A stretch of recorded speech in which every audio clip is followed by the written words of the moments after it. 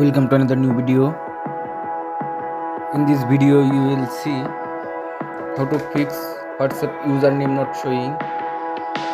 Please follow complete the process.